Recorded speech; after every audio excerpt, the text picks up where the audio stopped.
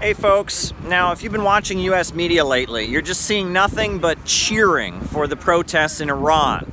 Well, if you look at these protests in Iran, one of the groups that is heavily involved is called the Mujahideen Khalq, MEK.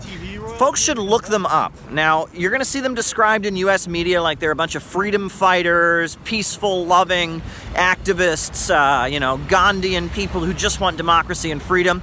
Look up the Mujahideen Khalq. This was a group that was legally designated as a terrorist organization until Hillary Clinton delisted them.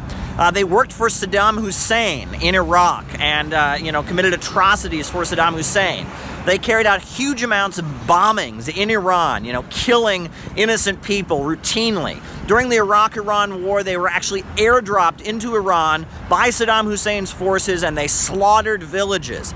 MEK, or Mujahideen Khalq, they also function under the front group of the National Council of Resistance of Iran. They have this woman, Maryam Rajavi, who is their leader. This is a crazy, nutty cult.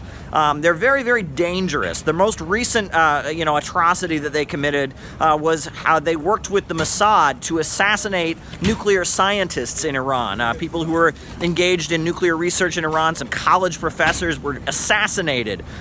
This is not a good group at all, but you're going to see U.S. media just cheering for them.